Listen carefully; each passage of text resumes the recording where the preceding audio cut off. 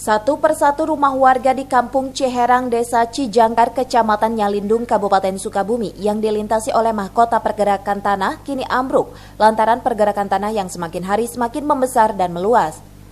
Kondisi ini diprediksi akan kembali menimpa puluhan rumah warga lainnya.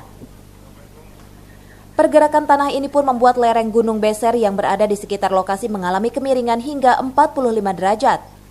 Pemerintah Desa Cijangkar berharap ada tenaga ahli yang disiagakan dan ditempatkan di lokasi ini untuk melakukan penelitian dan pemantauan. Apakah pemerintah desa ini sangat membutuhkan tenaga ahli untuk ditempatkan di sini? Oh sangat, karena kami buta sekali tentang bencana.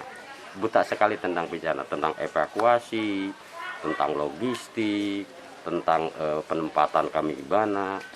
Buta sekali kami.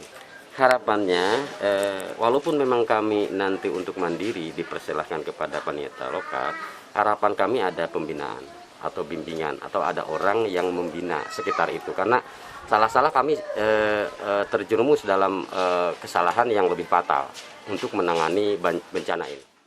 Akibat bencana pergerakan tanah ini tercatat ada 123 rumah mengalami kerusakan dan membuat 432 jiwa warga harus mengungsi di posko pengungsian.